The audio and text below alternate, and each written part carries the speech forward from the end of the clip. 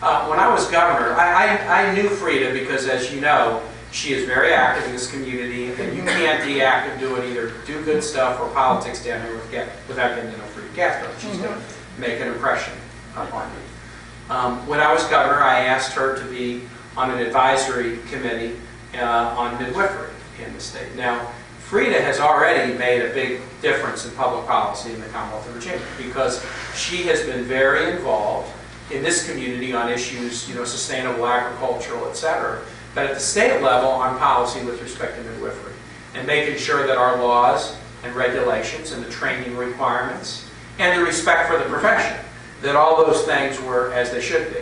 And the fact that we are in a position where we have, I think, fairly good laws. I mean, I'm sure we could always be better, but we have fairly good laws. Freeda and some of her colleagues, but I'm going to focus on Freeda, really get a lot of credit for that. So I asked Freeda to do that work, and she did it in a wonderful way. When I was running for the Senate, Freeda was very involved in the campaigns in this area, in the coordinated campaign. And I had a chance to be with her at office openings of the coordinated office, events for Roanoke Democratic women, the combined Roanoke Valley and New River Valley chairs. And again, I would see Freeda at these events. And an activist, a passionate person, but somebody who treats others with respect, even people who don't agree with her.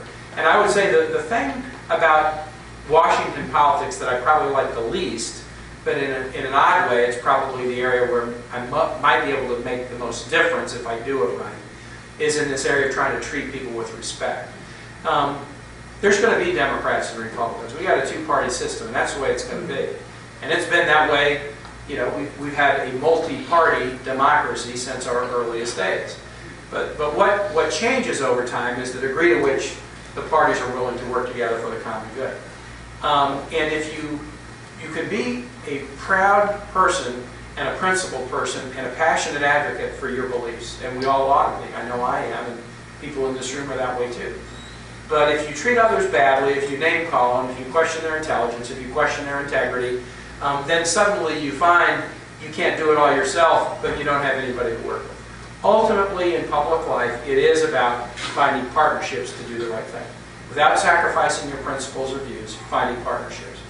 Some of the best senators I've worked with in my early time in the Senate, I was with one for just a couple days ago who asked me to come to Illinois and do an event, Dick Durbin. Dick is the #2 guy in the U.S. Senate on the Democratic side.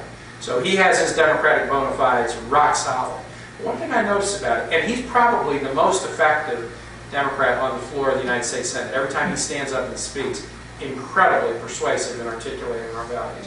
But one thing I've noticed about him, he never does it in a way that burns any bridge with anybody else. He'll speak passionately, but he won't name call. He won't question somebody's intelligence or their motives.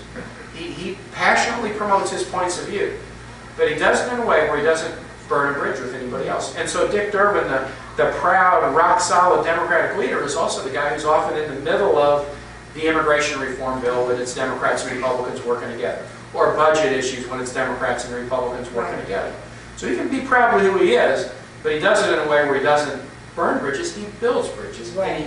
And he increases the respect that people have for each other in the institution.